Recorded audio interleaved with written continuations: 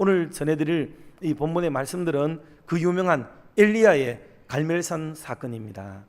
여러분, 기도라고 하는 것도 정적인 기도를 하는 분이 있잖아요. 정적인 기도, 고요하게, 조용하게, 내적으로, 내적인 신심을 가지고 하나님을 부르짖고 하는 이런 기도가 있어요. 여러분, 그게 나쁜 게 아니에요. 그렇다고 그것만 능사도 아니에요. 그러나 또 하나는 열정적이고 들끓어오르는 믿음이 있단 말이죠. 불같은 기도의 에너지를 가지고 분출해내고 쏟아내고 하는 이런 공격적인 이런 기도를 하는 스타일도 있어요. 여러분, 이 두 가지는 조화를 이루도록 되어 있는 겁니다. 어느 하나만 계속해서 하는 게 좋은 건 아니에요. 모든 것은 오르막이 있으면 내리막이 있고 또 내리막이 있으면 오르막이 있는 것과 같은 이치예요. 자, 그러면 엘리야는 어떤 스타일이었느냐 할 때 엘리야는 한마디로 열정맨입니다. 열정맨. 이 사람은 뭐 세상이 감당 못할 사람이에요. 이거는 임금이라도 왕이라도 이 사람을 억압하거나 규제하거나 통제하지 못하고 짓누르지 못하고 거기에 반동하고 반발해가지고 역동적으로 움직이는 사람이 누구냐 하면 바로 엘리야예요. 엘리야. 자, 그러면 엘리야는 당연히 주경학적으로 보면은 세례 요한의 예표로 알려지고 있어요. 세례 요한이 살아갈 때 어떻게 살아요? 불처럼 살죠. 막 광야에서 외치는 자의 소리, 먹고 마시는 것 때문에 고민하지 않아도 되고 그는 모든 것에서 자유롭습니다. 시대를 향하여 막 외쳤던 사람이잖아요.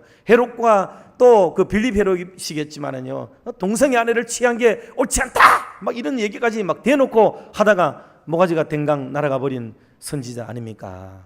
그 정도로 막 불타오르는 열정을 감수할 수가 없을 정도로, 주체 못할 정도로 역동적으로 살았던 인물이 바로 엘리야다 하는 것을 생각하시면 되겠습니다. 자, 이게 일종의 불의와 또는 불경건함과 하나님의 뜻에 반하는 어떤 일들이 일어날 때에 거기엔 맞짱을 떠가지고 자기가 가지고 있는 믿음과 여호와 불멸의 믿음을 가지고 전투적으로 전사적으로 나가서 싸운 그런 인물이 바로 엘리야와 같은 믿음이다 하는 거예요.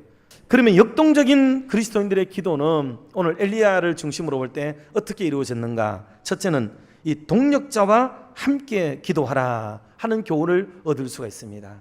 동력자와 함께 기도하라. 하나님은 엘리야가 혼자 기도하게 하지 않으셨어요. 엘리야는 지 혼자만 그런 줄 알았지요. 그런데 하나님은 언제나 동력자들을 세워 주셨다는 사실을 우리는 알아야만 되겠습니다. 기도 후원자들을 숨겨놓았다는 말이에요.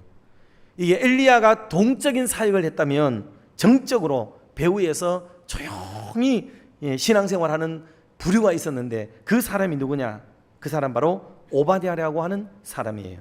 자, 열왕기상 18장 오늘 본문의 3절 4절을 우리 같이 한번 합독을 하겠습니다.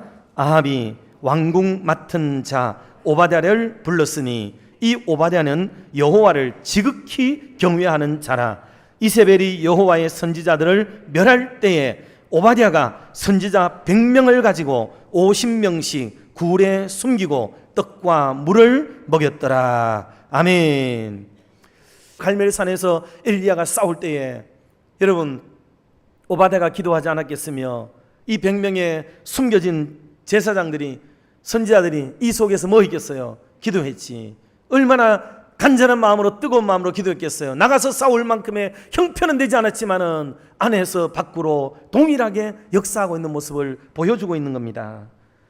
결국은 오바댜는 숨어서 하나님의 거룩한 일을 감당하는 사람이고 그리고 엘리야는 나서서 전사가 되어서 전투적인 일을 감당하는 사람이에요. 그러나 둘 다 생명 걸고 그 일을 하기는 똑같아요. 똑같아. 예. 그래서 이런 위급한 일들 속에 아름답게 조화와 동력을 이루고 있는 이 귀한 모습을 통해서 하나님의 교회나 오고 오는 시대 속에 우리가 하나님을 어떤 모양으로 섬겨야 될지를 배우게 만드는 중요한 교훈이 됩니다. 두 번째로 우리가 생각할 것은요, 이 공격적인 기도를 드리라 하는 거예요. 공격적 기도. 여러분, 신앙은 대부분의 사람들을 위한 믿음과 특별한 은혜와 사명을 받은 소수의 사람들을 위한 말씀들이 있거든요.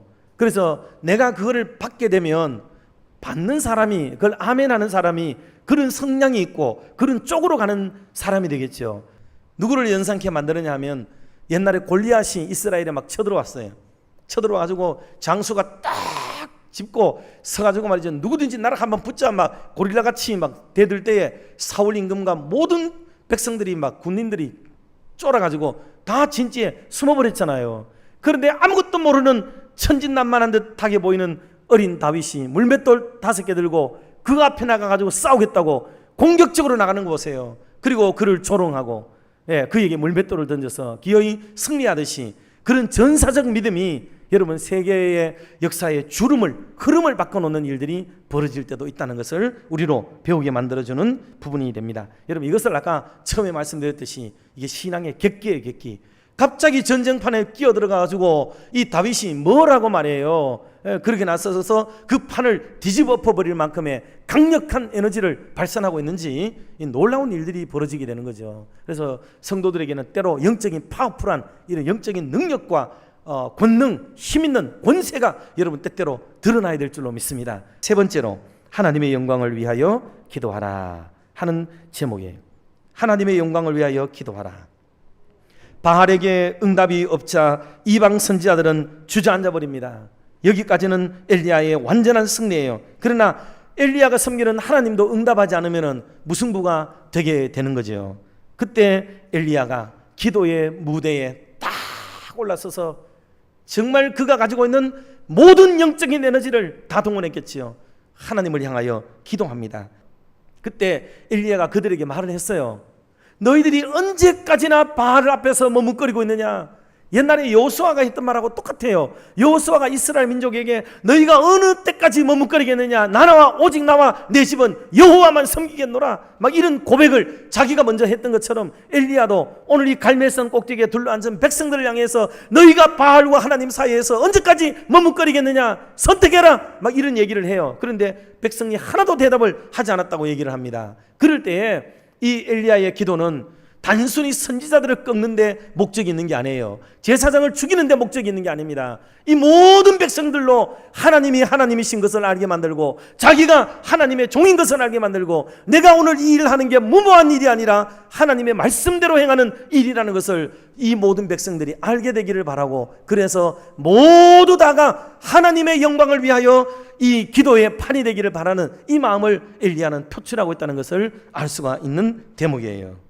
그래 결국은 또랑에 물을 붓고 12덩이, 지파를 상징하는 12덩이에 물을 붓고 세스아에 콩을 심을 수 있는 또랑을 만들고 그래가지고 물을 다 부었지만은 그 불이 내려와서 모든 또랑의 물까지 다 핥아버리고 하나님이 참된 하나님이신 것을 증명한 놀라운 역사, 기적의 역사가 일어난 줄로 믿습니다.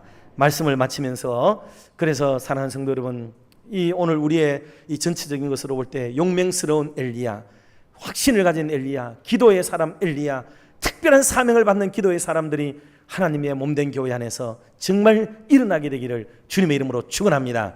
더불어서 오바댜와 같이 하나님을 경외하고 경건하게 신앙생활하는, 목숨까지라도 아깝게 여기지 않는 귀한 분들 후방에서 열심히 마음을 다해서 섬기는 것 같은 이런 오바댜와 또 수많은 바알에게 무릎 꿇지 않는 7,000명의 백성들이 있는 것 같은 이런 아름다운 교회, 더욱 성숙한 교회가 되어서 주님의 영광을 다 드러내는 하나님의 교회가 되기를 주님의 이름으로 축원합니다.